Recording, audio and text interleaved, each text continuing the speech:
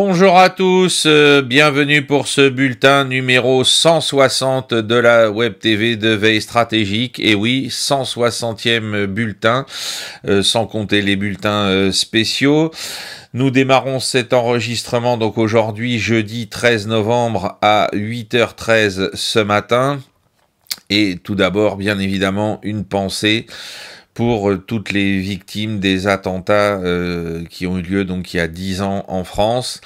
Une pensée toute particulière puisque peut-être à la fin de ce cycle de 10 ans, eh bien on assiste à quelque chose d'absolument terrible, hein, puisque la réelle politique, la politique pragmatique des États a repris définitivement, complètement ses droits à la Maison Blanche avec la visite donc d'Al-Joulani, ancien membre de Daesh, reconverti en membre d'Al-Qaïda, devenu depuis la fin, depuis presque un an, le nouveau maître de la Syrie, eh bien, est accueilli à la Maison Blanche en chef d'État.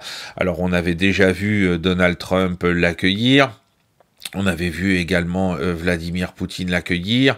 Voilà, donc après tout ce cycle de guerre civile absolument terrifiant en Syrie, eh bien, alors c'est pas Daesh 100% Daesh, hein, mais on est sur la marge de Daesh. Eh bien, a réussi à prendre le pouvoir, à être légitimé de telle sorte, hein, notamment à ce que pour Israël ça ne soit plus un foyer potentiel de conflit, hein, puisque le but de l'opération avec les États-Unis, c'est de faire de telle sorte à ce qu'il y ait un traité de paix entre la Syrie de Mohamed al-Shara, anciennement al-Joulani, devenu, pas Mohamed al-Shara, pardon, excusez-moi, devenu légitime et présentable dans son beau costume, de telle sorte à ce qu'il reconnaisse notamment l'annexion du plateau du Golan par Israël, etc. Pendant ce temps-là, Israël reprend ses opérations depuis plusieurs semaines, hein, de bombardement du Sud-Liban en toute impunité, et tout ce qui concerne la colonisation à bas bruit en Cisjordanie. Voilà, donc si vous vouliez bien commémorer ce 13 novembre et penser à tous ceux qui sont tombés sous les balles des anciens camarades de monsieur Al-Joulani, eh bien c'est raté puisque la grande politique a repris ses droits intégralement et que on a l'impression que tout ça, tous ces gens, toutes ces vies ont été brisées pour rien, puisque après nous avoir finalement fait croire qu'on allait les chasser, les traquer, etc., avec l'assentiment des États-Unis et pour le bien de la politique israélienne dans la région, on a adoubé finalement ces gens-là. Alors, je l'avais déjà dit au moment où on avait reçu monsieur Al-Shara à l'Élysée,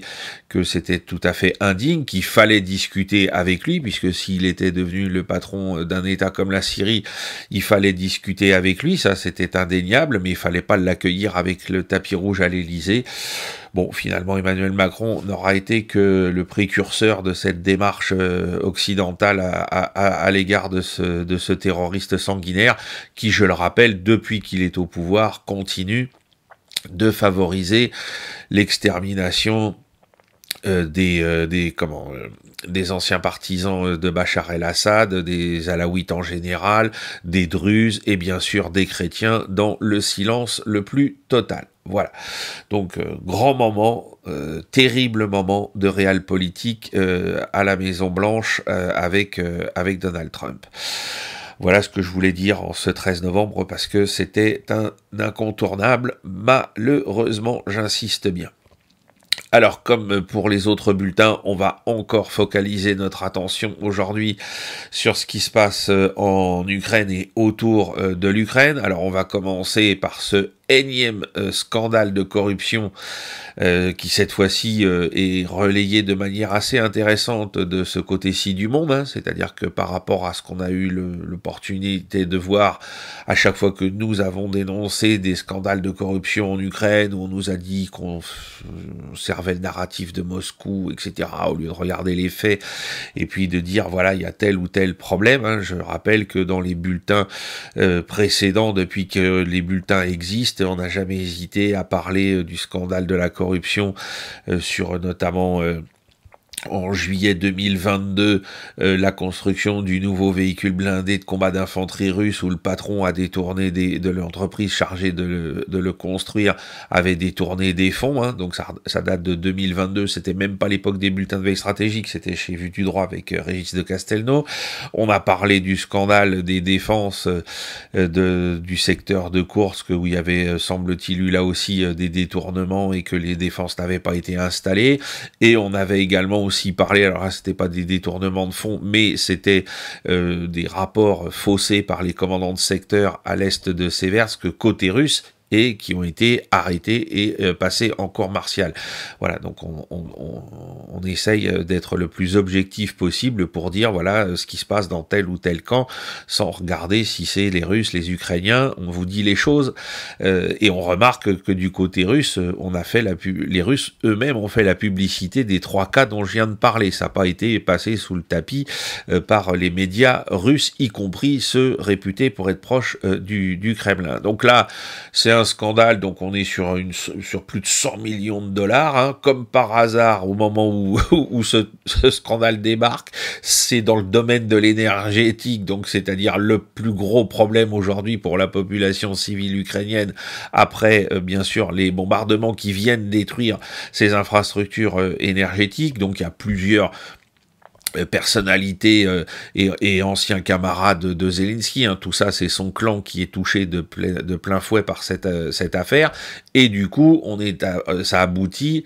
à la suspension du ministre de la Justice et à la démission du ministre de l'Énergie, avec donc des enquêtes qui sont en cours, hein, et qui sont des perquisitions, etc., qui sont menées par les autorités anticorruption qui ont failli disparaître, hein, vous vous en souvenez peut-être, au printemps dernier, parce que justement la pression était probablement déjà très forte contre l'entourage de Zelensky, donc Zelensky avait essayé finalement de faire disparaître les autorités, enfin pas de les faire disparaître, mais de les mettre sous tutelle, les autorités chargées de mener ces enquêtes. Voilà, bon, ça avait échoué, la population ukrainienne était en partie descendue dans la rue, notamment sur la place du Maïdan.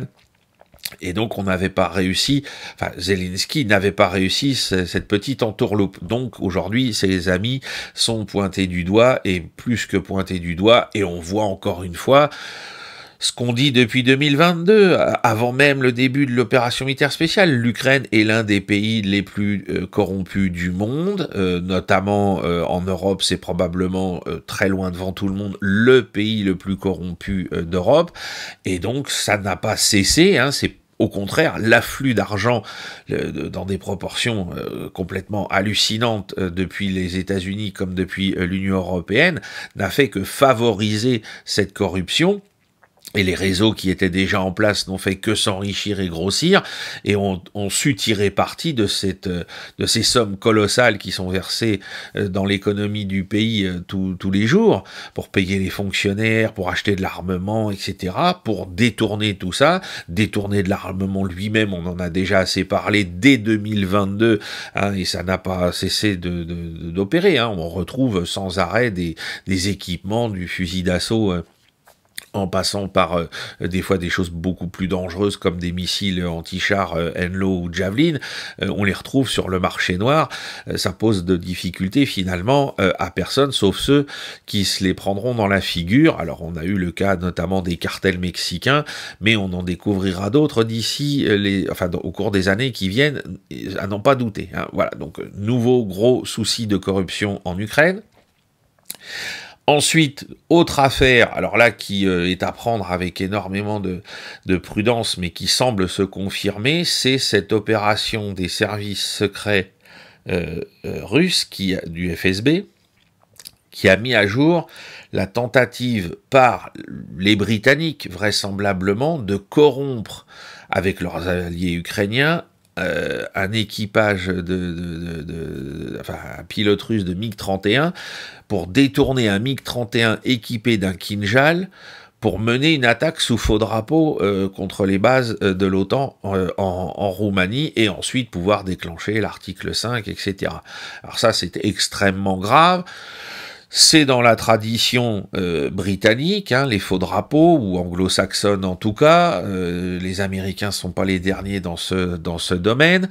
Donc ça ne paraît pas si aberrant que ça. C'est-à-dire que quand vous êtes les grands habitués, que les livres d'histoire d'opérations spéciales, d'opérations comme ça, louches, sont gonflés à bloc de vos faits d'armes précédents, c'est difficile quand il y en a un nouveau de venir dire « Ah non, non, non, c'est pas nous. Assurément, on n'a jamais fait ça, ma bonne dame. » Ah non, vous êtes les spécialistes, vous n'avez pas fait que ça, mais quasiment, et c'est même vous qui l'avez inventé, ce concept. Donc du coup, aujourd'hui, venir dire non, on va nous dire que ce ne sont que les Ukrainiens tout seuls, bien évidemment, ma bonne dame. Voilà. Mais c'est une histoire complètement folle, qui en dit long, parce que, alors bien sûr, ça aurait pu être extrêmement grave, mais je pense que les pilotes russes sont quand même des gens qui sont aujourd'hui suffisamment, à la fois bien sûr des patriotes et puis aussi des gens assez bien payés pour que la corruption ne prenne pas sur eux, hein, et puis surtout avec les conséquences d'un tel acte, hein, parce que vous pouvez être corrompu et puis passer de l'autre côté, j'allais dire à l'ouest, comme quand j'étais jeune, avec un avion, comme ça se faisait à l'époque de la guerre froide, mais vous alliez pas vous lancer dans une opération où vous alliez permettre à une guerre généralisée d'advenir, hein, c'est ça le delta. Et donc là, si l'objectif qu'on nous explique, c'était de tirer sur une base de l'OTAN avec un Kinjal et ensuite d'accuser la Russie d'agression pour déclencher une guerre avec la Russie, là, le prétexte moralement va arrêter 99,9% des gens auxquels vous allez le proposer, hein. Et bon, j'ai du mal à imaginer qu'il y a des profils dans la chasse russe qui soient capables de se dire oui, ah bah oui, je vais peut-être faire ce genre d'idiotie, en sachant que j'ai toute ma famille qui reste au pays et puis qui va se prendre les bombes et les missiles balistiques avec des charges nucléaires dans la figure. Voilà, donc, mais ça en dit long sur le côté, on est à l'os au niveau des Européens, on est à l'os sur cette idée qu'il faut à tout prix que cette guerre dure, qu'il faut à tout prix faire quelque chose pour rentrer dans un conflit généralisé avec la Russie, et donc on va tout tenter, y compris ce genre de choses. Voilà. C'est ça l'analyse que j'en fais prudemment aujourd'hui, parce que j'attends quand même de voir les développements. Là, en plus, c'est tombé au moment du férié avec le 11 novembre. J'étais un petit peu moins sur les réseaux. Mais voilà, je me dis, il va falloir quand même creuser tout ça, mais c'est très vraisemblable. Voilà, le problème avec les anglo-saxons, c'est que, je le rappelle, ce sont les maîtres en la matière, et donc, ça reste très vraisemblable qu'ils aient pu penser, imaginer une opération de cette nature, surtout, j'insiste bien, dans le contexte dans lequel nous sommes, où il faudrait à tout prix, il n'y a qu'à voir les bruits de bottes sur les plateaux de télé, là on a encore eu des grands moments, hein, tonton Michel Goya est revenu sur LCI pour le 11 novembre, bon ça va, il paraît qu'il n'a pas trop débité de bêtises, j'ai pas regardé, hein, parce que j'avais des choses beaucoup plus importantes à faire ce jour-là, vous vous en doutez bien, mais voilà, vous avez tous les bruits de bottes habituels, hein, de toute la clique Yakovlev, je sais pas si le dernier passage de Titelman est blindé d'injonction à la guerre, mais on doit pas en être loin vu le personnage. Donc voilà, tout ça, toute cette histoire s'inscrit dans cette volonté à tout prix de déclencher une guerre généralisée avec la Russie. Et là, vous imaginez bien, si vous avez la population, on lui dit, bah voilà, les Russes veulent attaquer, et là, regardez, bah ils ont franchi le cap, ils ont tiré carrément un Kinjal sur une base de l'OTAN en Roumanie.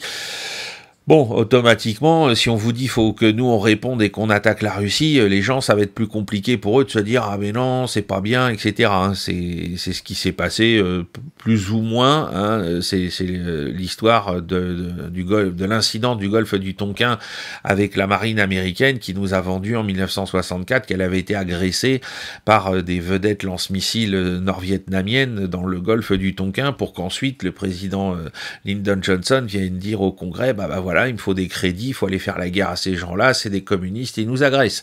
Et ça a marché! Et ça a marché, figurez-vous, ma bonne dame, hein, ne l'oubliez jamais. C'est-à-dire que plus c'est gros, comme disait Goebbels, plus ça finira par passer. Donc voilà ce qu'on pouvait dire ce matin 13 novembre autour de la situation, comme je dis toujours, hein, politico-diplomatico-économique de l'Ukraine. Alors maintenant, comme d'habitude, quelques annonces. Alors tout d'abord, un très grand merci pour le dernier bulletin, un très grand merci pour l'accueil que vous avez fait, même s'il est un petit peu timide par rapport à nos attentes pour le bulletin spécial numéro 4 sur l'état de nos forces armées, hein, sur la présentation des armées françaises. Je m'excuse de ma bévue concernant le plateau d'Albion. Je prépare un bulletin spécial avec mes collaborateurs, mais je mets pas en place des recherches particulières par rapport à mes souvenirs. Et je me suis basé uniquement sur mes souvenirs d'adolescence par rapport au plateau d'Albion. Et j'étais persuadé faussement que c'était l'armée de terre qui le gérait. Or, et vous l'avez relevé bien évidemment, c'était sous la responsabilité de l'armée de l'air, à laquelle aujourd'hui il ne reste plus que les missiles, enfin les bombes nucléaires embarquées à bord de nos Rafales. Voilà, autrefois il y avait aussi donc ces missiles intercontinentaux balistiques qui étaient sur le plateau d'Albion, et donc c'était bien l'armée de l'air qui les gérait. Voilà, des fois ma mémoire me fait défaut, que voulez-vous.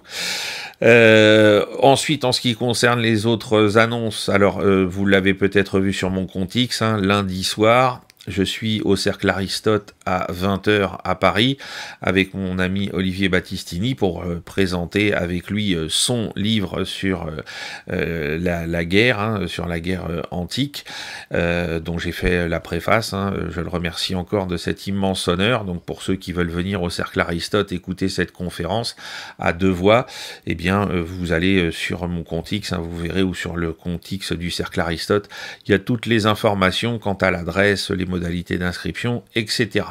Voilà, et donc je vous y retrouverai avec plaisir. Ensuite, comme d'habitude, hein, par rapport aux vidéos, vous n'oubliez pas le pouce en l'air, la cloche, vous continuez de faire des commentaires positifs. Les modérateurs m'ont remonté que entre la fin de la semaine dernière et cette semaine, il y avait encore des gens qui n'avaient pas bien compris que si vous écoutiez tout le bulletin, eh bien vous aviez toutes les informations sur certaines questions que vous posiez, que d'autres réclament des innovations technologiques pour qu'on voit les cartes, etc., qu'on mette des curseurs, etc. J'ai envie de leur dire, bah écoutez, si vous avez tant besoin de ces innovations, aidez-nous à pouvoir les mettre en place, hein, donc n'hésitez pas à rallier notre plateforme Patreon en prenant un abonnement payant ou en faisant un don ponctuel, parce que techniquement, étant donné qu'on est sur une plateforme Mac, pour enregistrer en même temps ma personne et la carte à l'écran et passer un curseur, ça pose, c'est possible, hein, on a déjà fait des essais, mais techniquement c'est plus long et plus compliqué pour le montage, et donc c'est une perte de temps importante pour nous. Donc du coup, pour le moment, on s'en tient à ce qu'on a toujours fait, et c'est pareil, on a des gens qui sont venus, alors je ne citerai pas une amie sur Facebook qui est venue me dire, ah Sylvain, tu pourrais pas mettre des échelles. Les échelles sont disponibles, les échelles des cartes sont disponibles parfois sur celles que propose Southfront. Nous, on n'a pas le temps de les rajouter parce que c'est pareil, ce serait un travail fastidieux. Des fois, elles sont présentes, des fois, il n'y en a pas. Et puis l'autre jour, alors qu'on avait pris une carte où exprès il y avait une échelle, les gens l'ont encore raté. Bon, bref, donc un petit peu de concentration, et puis surtout, bah, un petit peu de prise de responsabilité, hein, comme disait John Fitzgerald Kennedy, ne vous demandez pas ce que je peux faire pour vous, mais ce que vous pouvez faire pour nous aider, hein, parce que je vous rappelle que tous ces bulletins sont en accès gratuit pour vous, et que nous, ça nous prend beaucoup de temps, voilà, et de moyens pour pouvoir les mettre en œuvre. Et puis comme d'habitude, donc le petit clin d'œil pour les camarades, hein, donc Géopolitique profonde, la revue avec l'honneur de la couverture pour mon article sur les drones en Ukraine, hein, donc vous n'hésitez pas, tout est en lien dans la description, à vous abonner et à vous procurer la revue, hein, parce que je pense que là, cet article-là fera modestement date, hein, j'ai appelé ça de mémoire un bilan, hein, de la guerre des drones en Ukraine. Il y a plein d'autres choses qui peuvent être ajoutées à cet article que j'ai rédigé au cours de l'été, parce que même depuis lors, j'ai fait d'autres lectures complémentaires, pas sur le thème des drones eux-mêmes, mais sur le thème de la guerre en Ukraine, et j'ai même découvert des choses supplémentaires. Donc peut-être que dans, je sais pas, 6 mois ou 1 an, je produirai une mise à jour de cet article avec des éléments supplémentaires qui seront portés à ma connaissance, enfin à notre connaissance en général pour ceux qui s'intéressent à toutes ces histoires en temps réel. Et puis enfin, comme d'habitude, le petit coup de projecteur sur la débâcle du Second Empire, mon dernier ouvrage paru, donc chez Les Médites, hein, depuis le printemps, oui c'est ça, depuis le printemps, et donc vous pouvez vous le procurer chez votre libraire, sur les grandes plateformes, et comme d'habitude sur Amazon, dans la catégorie Second Empire. Il est toujours très bien classé après avoir été numéro 1 pendant plusieurs mois. Voilà. Je pense que je vous ai tout dit sur les annonces. Alors maintenant, donc, on va passer à ce qui se passe sur le front. On va commencer par un premier élément qui n'est pas visuel avec les cartes, mais qui a fait beaucoup parler, semble-t-il, les imbéciles, et sur lequel l'ami Alexandre Robert est revenu dans une petite vidéo d'une dizaine de minutes. Alors je sais plus si c'est mardi ou si c'est hier, en tout cas moi je l'ai vu hier soir, sur l'entrée des troupes russes dans Pokrovsk, sur un nombre complètement, je dirais, surprenant de véhicules qui n'ont rien au départ de véhicules militaires, hein. Donc vous avez vu les photos là qu'on a mis dans la bande-annonce, enfin dans le générique de ce bulletin, des motos, des voitures sans portière, etc., des petits camions enfin des petites camionnettes de transport, enfin bref, pas un BMP à l'horizon, pas un T72 ou un T90 à l'horizon, non, des moyens très hétéroclites, et tout ça dans le brouillard. Alors, il faut bien comprendre ce qui s'est passé, c'est-à-dire que c'est pas que l'armée russe n'a plus que ça, c'est que c'est des moyens rapides qui sont à leur disposition. Ça, c'est la première chose, et qu'il fallait faire rentrer le plus vite possible beaucoup de monde dans la ville en profitant du brouillard, puisque on se dit, mais attends, là, ils vont... Ah bah non, avec le brouillard, ils vont pas prendre de drones FPV, parce que le brouillard est tellement épais que personne ne peut les repérer, y compris les drones d'observation, et donc c'est pour ça que pour augmenter le volume de troupes qu'on fait rentrer simultanément dans Pokrovsk, eh bien on emploie tous les moyens à disposition. Je rappelle qu'il y a des escadrons motocyclistes dans l'armée russe et aussi dans l'armée ukrainienne depuis pas mal de mois maintenant, hein. Chez les Russes, ça remonte les premiers emplois à 2023. Chez les Ukrainiens, c'est rentré aussi dans les organigrammes en 2024, donc il n'y a rien de surprenant à ce qu'on voit des motocyclistes, ça c'est tout à fait normal, et qu'après on utilise tout ce qu'on a à disposition, y compris une camionnette ou une voiture qui n'a plus de portière. Oui, il faut rentrer dans la ville le plus vite possible avant que le brouillard soit dissipé et que les drones reprennent leur suprématie incontestée dans les cieux, pardon. Donc voilà, les soldats russes ont fait avec ce qu'ils avaient. Oui, mais pourquoi il n'y a pas des pick-up, etc. Je vous rappelle qu'une image ne reflète pas l'intégralité de ce qui s'est passé, hein. Oui, on a vu ces images-là, parce qu'elles ont été filmées, postées sur Telegram par un combattant russe, vraisemblablement.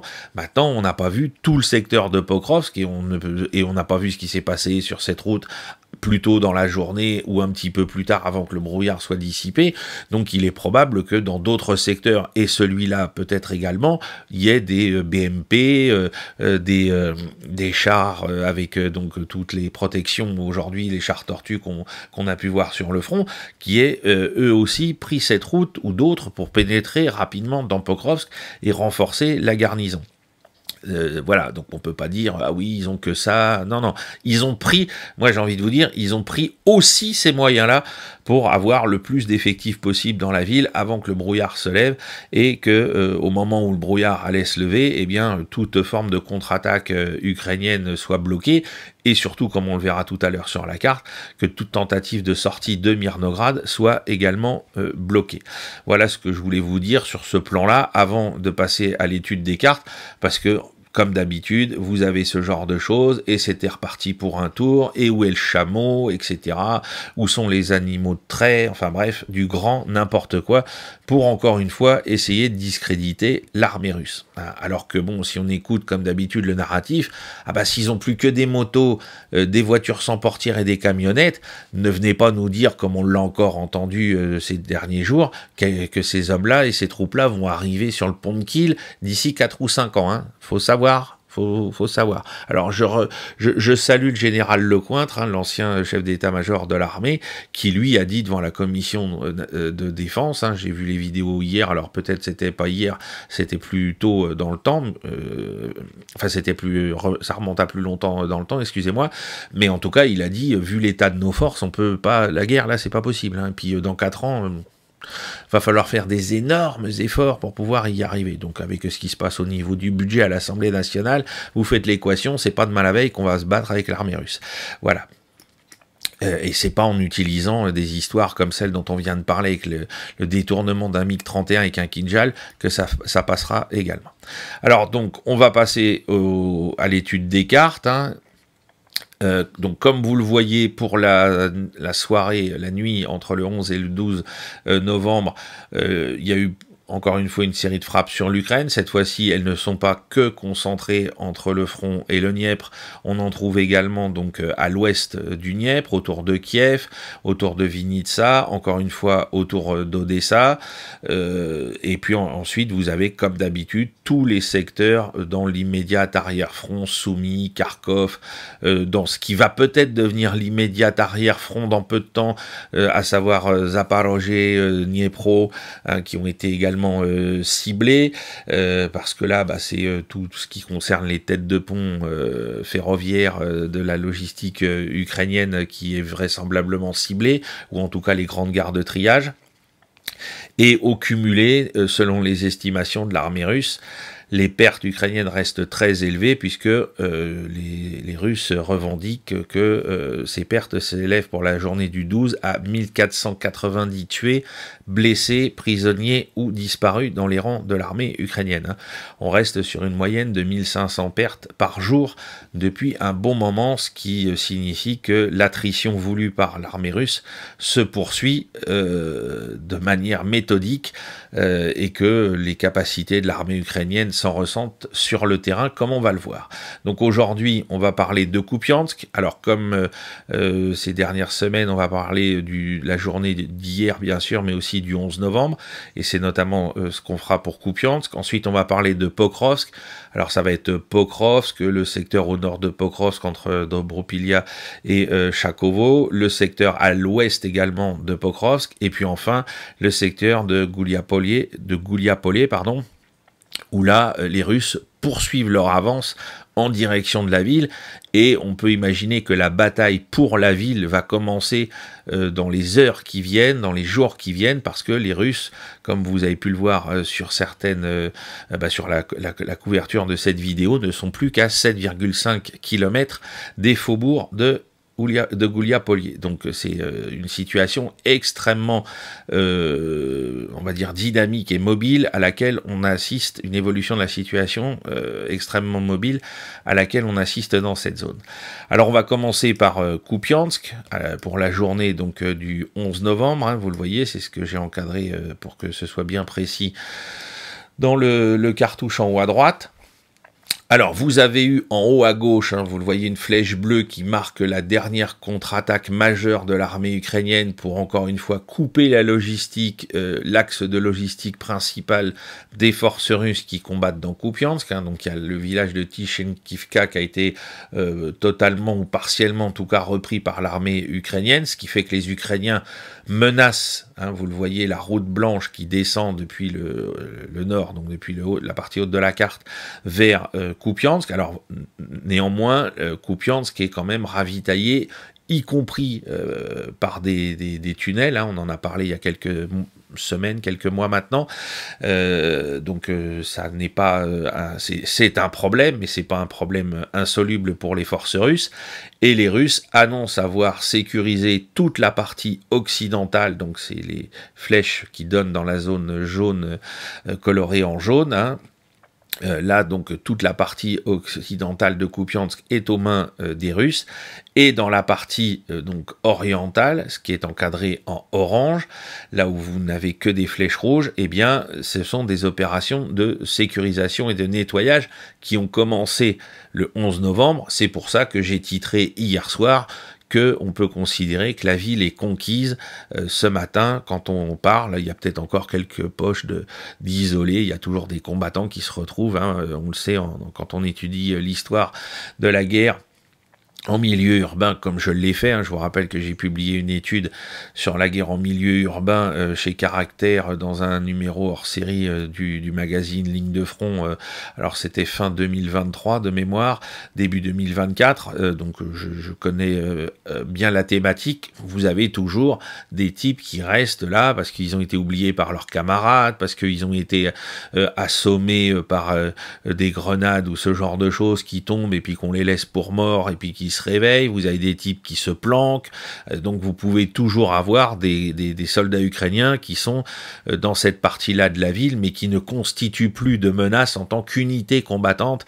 Voilà, et donc il faut faire ce qu'on appelle du nettoyage, hein, c'est comme ça les termes militaires, hein, mop-up en anglais, pour pouvoir s'assurer qu'ils vont pas vous tirer dans le dos demain matin ou après-demain matin, comme on l'a vu des fois dans d'autres batailles en milieu urbain. Voilà, donc c'est très important de souligner que aujourd'hui, la ville de Kupiansk est aux mains des Russes et qu'au sud de la ville, vous le voyez, j'ai tracé le cours de l'Oskol et je vous ai mis un X en rouge pour vous montrer le lieu où se trouvait un des points de passage les plus importants pour l'armée ukrainienne pour renforcer ou évacuer tous ceux qui se trouvent dans la poche à l'est de l'Oskol. Eh bien, on a vu, c'était avant-hier, enfin des images, pardon, qui datent d'avant-hier, je vais rectifier, pardon, où on voit des drones russes qui s'en prennent à ce point de passage, hein, puisque les Ukrainiens y ont installé un pont du génie, hein, c'est le pont civil a depuis longtemps été détruit par les différents bombardements, sinon même peut-être avait-il été dynamité par l'armée russe quand elle s'est repliée à l'automne 2022 dans cette zone, mais en tout cas, voilà, le point de franchissement pour les véhicules. Alors on voit que le cours de l'Oskol n'est pas dans sa partie la plus large, hein, il y a encore de la place avec les pluies qui sont là et qui viendront encore, mais on voit bien qu'on peut plus traverser avec un véhicule sans passer par ce genre de structure, non pas de fortune, mais de ces structures artificielles, et donc là, les unités ukrainiennes qui sont, on n'a pas de chiffres, hein, depuis la fameuse déclaration de Gerasimov selon laquelle ils étaient 5000, est-ce qu'ils sont toujours 5000? Je ne leur souhaite pas, parce que sinon ils sont vraiment faits comme des rats sur la rive orientale de l'Oskol en ce matin du 13 novembre. Et là, on voit aussi que même s'ils tentaient de franchir à la nage, si les Russes les repèrent, ça va être très compliqué de mener ce genre d'opération, peut-être la nuit, en profitant que tous les drones ne sont pas forcément équipés de caméras thermiques. Il va y avoir bien évidemment des trous dans la raquette. Mais combien de combattants parviendront à s'évacuer de l'autre côté sur la rive occidentale? Ça va être un travail de fourmi pour les historiens, comme celui que j'ai fait pour la poche de Falaise-Chambois de la fin août 1944 en Normandie. Donc voilà pour la situation à Kupiansk, que nous considérons ici avec stratégique comme conquise, hein, par l'armée russe, et en cours de nettoyage. Et on va voir maintenant sur les flancs, notamment sur le flanc occidental, si les Russes reprennent le village de Tichenkivka pour remettre de la profondeur pour l'accès à la route principale qui rallie Kupiansk à la frontière russo-ukrainienne au nord. Alors maintenant, le grand secteur, il y aura 3 cartes, hein, sur le secteur de Pokrovsk, donc le secteur au nord de Pokrovsk. Hein, vous le voyez donc en bas, dans le coin à gauche, vous avez Rodinskoye qui est encadré en pointillé rouge, puisque la ville a été d'abord conquise par les Russes, puis il y a eu une contre-attaque ukrainienne la semaine dernière qui a permis aux Ukrainiens de reprendre pied dans Rodinskoye. L'objectif, vraisemblablement, c'était de reprendre complètement le contrôle pour repousser les Russes et desserrer l'étau autour de Pokrovsk-Mirnograd sur la partie nord de la mâchoire de l'armée russe. Au nord de Rodinskoye, j'ai mis un cercle bleu pointillé. Vous avez cette grande zone qui a été reconquise, pareil, la semaine dernière par l'armée ukrainienne.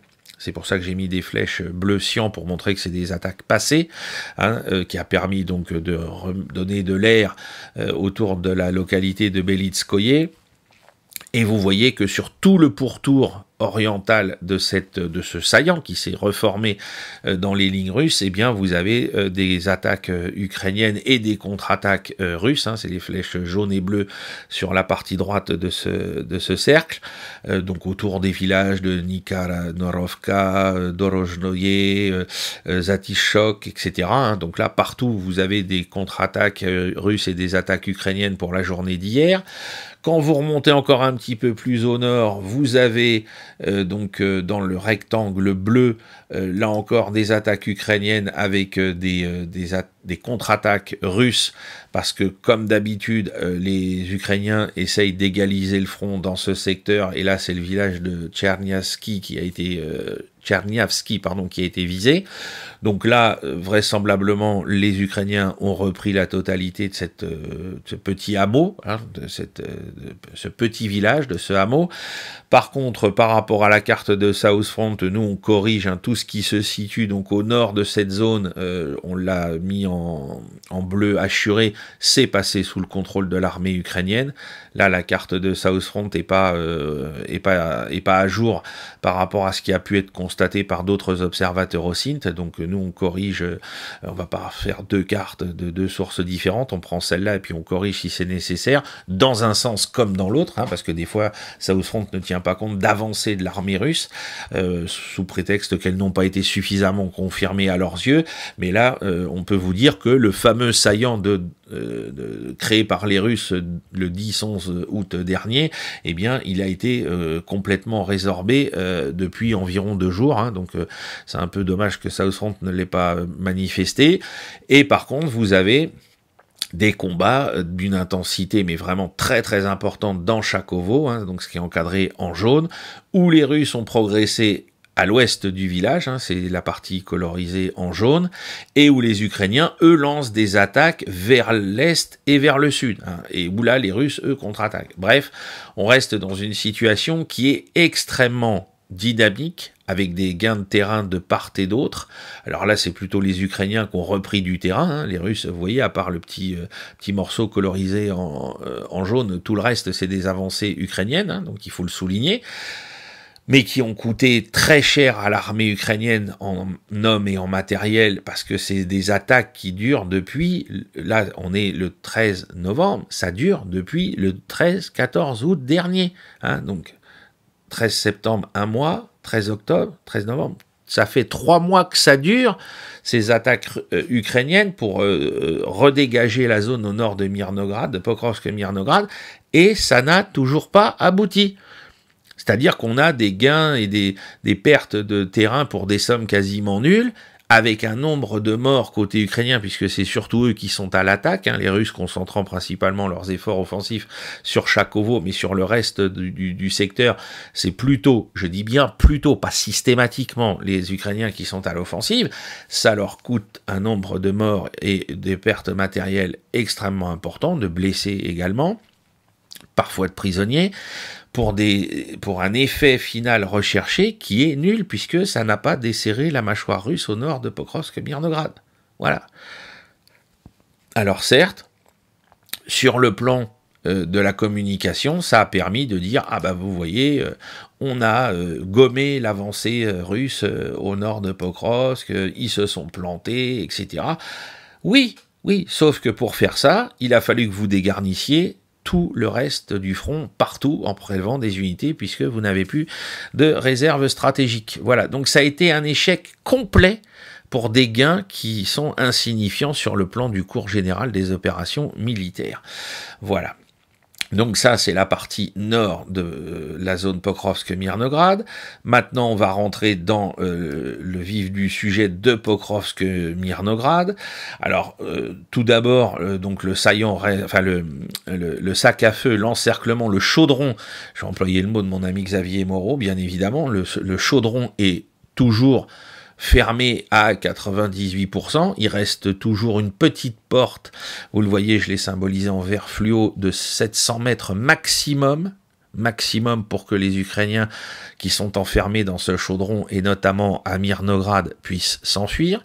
Vous voyez que dans Pokrovsk, donc Pokrovsk est complètement tombé aux mains des Russes, hein, ça on n'y revient pas, que les Russes, tout azimut, hein, vous avez des zones colorisées en jaune autour de Pokrovsk vers, on va dire vers l'ouest, vers le nord, vers l'est, voilà, les avancées russes se poursuivent tout azimut depuis le cœur de Pokrovsk.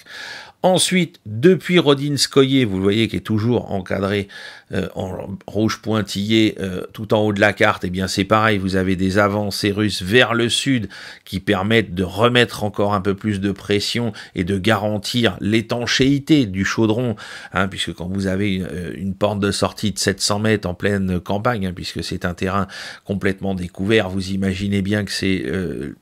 on l'a dit, une kill zone de tir au pigeon pour tout ce qui essaye de s'échapper, ou tout ce qui serait assez fou pour encore tenter de venir renforcer la garnison de Mirnograd, parce qu'avec les Ukrainiens, on n'est jamais à l'abri de ce genre de folie. Et puis vous voyez également que immédiatement au nord-est, nord-nord-est de Mirnograd, hein, vous avez une pénétration dans la ville elle-même qui s'opère par l'armée russe. Et enfin, donc là il y a des combats dans Mirnograd, alors ils vont prendre du temps, hein, au gré de l'évacuation ou de la reddition, hein. Il paraît que les soldats ukrainiens qui sont dans Mirnograd ont rejeté les derniers soldats qui sont en unité constituée, j'insiste bien, pas ceux qui sont isolés comme ce que je viens d'expliquer pour Kupiansk, mais ceux qui sont encore en unité constituée, leurs officiers ont refusé de se rendre à l'armée russe. Bon, bah, ça veut dire qu'ils se sont condamnés eux-mêmes à mourir, hein, parce que ou ils tomberont prisonniers, blessés entre les mains des Russes, voilà. Mais en tout cas, donc, va falloir que les combats aient lieu dans Mirnograd. Alors, au bout d'un moment, c'est pareil. Je veux bien que la garnison de Mirnograd, pardon, abritée dans les immeubles, est pensé bien évidemment à faire des stocks de munitions, de nourriture, d'eau, etc. dans les caves des immeubles ou ce genre de choses. Mais au bout d'un moment, vous finirez à court de munitions, à court de nourriture, à court d'eau. Donc là, pour vous rendre, vous n'aurez plus le choix, vous serez obligé de le faire. Alors ok, vous pourrez dire on a tenu X mois, X semaines, peu importe. Je doute que ça dure plusieurs semaines. Bref. Et puis vous voyez également au sud, tout au sud du chaudron, hein, que dans le secteur de Soukhoyar, les Russes se sont emparés complètement du village et donc ils vont remonter comme ça, lentement mais sûrement, hein, du sud vers le nord pour que la ville soit mais alors le plus enserrée possible et qu'il ne reste plus que cette petite porte de 700 mètres pour leur laisser une petite chance, une petite idée qui pourrait sortir, mais que ça n'aboutira qu'à leur capture ou à leur mort. Donc il serait peut-être temps de se raisonner et qu'à moins qu'il y ait un plan plus général de dire que votre sacrifice servira à autre chose parce que pendant ce temps-là, vous retenez des Russes qui ne sont pas ailleurs et qu'on en a besoin, ce que je peux entendre, j'insiste bien. Hein, c'est ce que j'ai décrit dans l'histoire de la bataille de Mariupol. Du côté ukrainien, ils pouvaient revendiquer d'avoir mobilisé sous les murs de Mariupol ou dans Mariupol des unités russes qui auraient pu servir ailleurs au printemps 2022. Donc je peux le comprendre. Sauf qu'aujourd'hui, les moyens de l'armée ukrainienne en termes d'hommes et de matériel sont tellement érodés que cette stratégie-là me semble avoir perdu son sens. Voilà, c'est pas le fait de dire on peut pas faire ça. Si, dans l'histoire militaire, il y a des cas où il faut faire ça et où ça a un véritable intérêt. Maintenant, dans la situation générale des effectifs de l'armée ukrainienne qui sont saignés à blanc, c'est là qu'on s'interroge sur l'intérêt de cette stratégie dans ces circonstances. Hein, je vous renvoie, hier on a Thierry Marignac qui a bien voulu nous traduire un article, un nouvel article qui insiste encore un peu plus, avec beaucoup plus de détails, sur le niveau des désertions et les problèmes de recrutement dans l'armée ukrainienne. Hein, donc abonnez-vous à notre Patreon pour pour pouvoir le lire, vous verrez, ça en dit long sur le fait que là, si vous sacrifiez encore des hommes pour des missions de cette nature, est-ce que c'est vraiment le bon calcul? Voilà.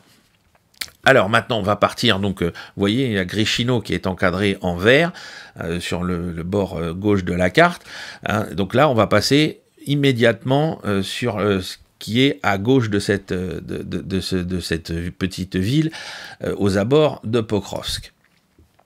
Voilà, alors là c'est le front, hein, donc on est vraiment juste à la limite, j'ai mis Pokrovsk avec une flèche en orange pour que vous compreniez où on est, hein, on a fait juste un bond vers notre gauche, hein, donc vous avez Oudachnoye qui est encadré en rouge pour que ça vous fasse un point de repère, parce que c'est un village dont on a souvent parlé en parlant de la bataille en évoquant la bataille de Pokrovsk ces derniers mois.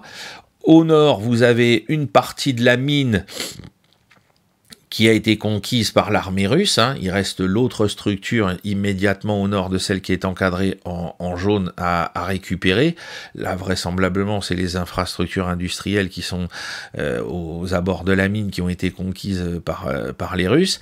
Et puis, donc, sur le flanc complètement occidental, hein, d'Oudachnoye, vous avez une progression russe qui s'opère lentement mais sûrement depuis même avant la fin de la bataille dans Pokrovsk, hein, les Russes ont lancé des opérations offensives dans cette zone, et donc là, ils ont pénétré, donc là, ça leur permet d'entrer aussi, vous le voyez, il y a cette espèce de frontière pointillée, ils sont passés dans l'oblast de Dniepopetrovsk, là aussi, en pénétrant dans les abords du village de Novopodgorodnoye, j'y suis presque arrivé du premier coup, depuis le village de Molodetske, voilà. Donc on voit que là, les Russes sont en situation suffisamment favorable pour déployer des attaques locales autour de Pokrovsk dans toutes les directions. Hein, c'est ça, pour ça que j'ai voulu souligner cette partie-là du front. C'est pas parce que là, c'est en train de modifier radicalement le cours des opérations militaires, c'est généralement pour ça que je vous parle d'un secteur, mais parce que là, ça montre que les Russes sont suffisamment en force dans Pokrovsk par rapport à tous les récits délirants des contre-attaques ukrainiennes qu'aurait repris telle ou telle partie de la ville. Non, non, non. Les Russes ont sécurisé. Je dis pas qu'il reste pas encore une fois 2 ou 3 isolés de l'armée ukrainienne dans Pokrovsk. Il n'y a plus d'unité constituée dans Pokrovsk. Voilà. Et donc ça permet aux Russes de lancer des attaques tout azimut depuis la ville. On l'a vu sur la carte précédente. Et je voulais vous montrer aussi celle-là parce que c'est à l'extérieur, hein, c'est à quelques kilomètres à l'ouest, hein, pour pouvoir poursuivre des opérations offensives qui vont gêner l'armée ukrainienne dans tout ce qu'elle pourrait tenter autour de Pokrovsk, Mirnograd même. Voilà, donc c'est pour ça que c'était important de souligner cette partie-là du front. Et enfin, donc on va passer à nouveau dans le secteur de Gouliapolye. Donc vous le voyez, hein, par rapport à ce qu'on vous a expliqué l'autre jour, eh bien l'armée russe a encore fait un bond en avant depuis le secteur d'Ouspedivka. Hein, on est arrivé maintenant, donc les villages de Rivnopilia et de Yabloukove, pardon, ou Yabloukovo en russe, sont passés partiellement entre les mains de l'armée russe hier, et donc ça veut dire que les avant-gardes de l'armée russe se trouvent à 7,5 km de Gouliapolye. Voilà, donc c'est quelque chose d'inattendu, hein. Il y a à peu près autant de kilomètres qui ont été parcourus depuis Ouspenivka. Alors vous l'avez vu, j'ai encadré le petit village qui se trouve au nord de la zone encadrée en jaune où ont eu lieu les principaux combats et l'avancée de l'armée russe, hein, c'est Solodke, parce que ça a été l'un des villages qui a été attaqué par les Russes dans la foulée de la chute d'Ouspenivka, et puis on pouvait s'imaginer qu'ils allaient poursuivre depuis cette zone-là. Or ils ont concentré tous les efforts de leur attaque de part et d'autre de la route qui relie Ouspenivka à Gouliapolye. Et combien de temps vont-ils mettre? Ils ont mis 36 heures à peine pour passer d'Ouspenivka à Yabloukove, donc on va voir dans combien de temps ces deux villages seront complètement conquis et que ça permettra aux Russes de poursuivre en sécurité le bond en avant suivant en direction de Gouliapolye. Ça peut durer sur la journée d'aujourd'hui seulement et être terminé parce que les Ukrainiens, c'est ce qui ressort de tous les rapports sur leurs canaux Telegram, n'ont personne en nombre à opposer à cette avancée russe. Et que, bien évidemment, comme on l'a signalé, il n'y a pas de fortification, il n'y a pas de point d'appui défensif, il n'y a rien de tout ça pour soutenir leur défense, donc les Russes progressent très rapidement. Hein, j'imagine qu'il doit y avoir peu de moyens de drones qui sont mobilisés par l'armée ukrainienne, ou en tout cas disponibles plutôt par l'armée ukrainienne dans le secteur, et donc ça permet des avancées blindées mécanisées beaucoup plus facilement que dans d'autres secteurs où le ciel est complètement saturé par les drones ukrainiens ou russes. Et comme d'habitude, vous le voyez dans le petit rectangle orange, hein, du côté de Marfopil, les Russes continuent de mener des attaques de fixation sur la grande ligne de défense principale de l'armée ukrainienne pour contraindre les Ukrainiens à se défendre là, pendant qu'ils sont attaqués plus au nord dans le dos de cette ligne de défense. Ce qui fait que, pour moi, les Russes peuvent aborder la ville de Goulaï-Polé d'ici la fin de la semaine. C'est-à-dire que si on me dit samedi soir ou dimanche matin, les Russes sont même entrés dans la ville, ça ne me surprendra absolument pas. Mais alors là, si c'est ça qui se passe, ça va être une véritable catastrophe pour l'armée ukrainienne parce que le front va s'effondrer en domino. C'est-à-dire que ce nœud-là, vous le voyez, c'est quand même un carrefour routier important. Si ce nœud-là tombe entre les mains des Russes, déjà la ligne de défense qui est abordée là depuis Marfopil pour fixer les Ukrainiens, elle n'aura finalement donc servi à rien, hein, et donc tout ce qui se situe sur cette ligne de défense va pouvoir être pris à revers avec une facilité déconcertante. Donc là, on est à un moment clé, à un moment je dis pas un tournant, mais presque, on est à un moment clé en tout cas de l'évolution du front dans l'oblast de Zaporojye pour voir ce qui va se passer pour l'armée ukrainienne, parce que là, je ne vais pas parler d'effondrement, mais c'est un effondrement des défenses. Ça ne veut pas dire que l'armée ukrainienne, non, parce qu'elle n'a pas assez de moyens, donc les types vont pas à mon avis, ils vont pas faire Cameron parce qu'ils en ont tout simplement pas les moyens et ils vont se replier. C'est-à-dire que les défenses vont tomber les unes après les autres parce que l'armée ukrainienne va les évacuer. Et si elle les évacue pas, alors là, par contre, elle s'effondrera parce que les forces russes qui sont investies, semble-t-il, dans la zone sont supérieures en nombre et en moyens aux défenseurs ukrainiens disponibles. Voilà, donc on va probablement, d'ici la fin de la semaine, hein, on est jeudi, assister au début de la bataille de Goulaï-Polé, avec peut-être une fin beaucoup plus rapide que ce que certains pouvaient imaginer. Voilà donc, chers amis, ce qu'on pouvait dire en ce 13 novembre au matin sur la situation générale en Ukraine, aussi bien sur le plan politico, diplomatico-économique, que sur le plan militaire. Vous le voyez, à part nous raconter des fadaises de très haut par rapport à Pokrovsk, comme quoi les Russes auraient dû investir 150 000 hommes, enfin bon bref, beaucoup de surenchères verbales. Vous voyez que la situation sur le terrain reste partout favorable à l'armée russe, que l'armée russe pourra dire, eh bien, entre le 5-6 novembre et le 11-12 novembre 2025, nous avons conquis Pokrovsk et Kupiansk simultanément. Voilà le bilan de cette première quinzaine à peine du mois de novembre. L'armée russe a conquis Kupiansk et Pokrovsk. Voilà.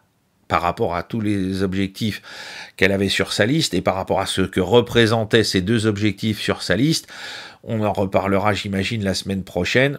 Peut-être parlerons-nous de Goulaï-Polé, peut-être parlerons-nous de Seversk, peut-être parlerons-nous de Liman, et probablement reparlerons-nous de Mirnograd. Voilà, les choses sont tout en faveur, de la dynamique de l'armée russe, et rien ne semble pouvoir l'arrêter. Je vous souhaite un très bon week-end à vous tous, et je vous dis à lundi matin pour le bulletin numéro 161. Au revoir.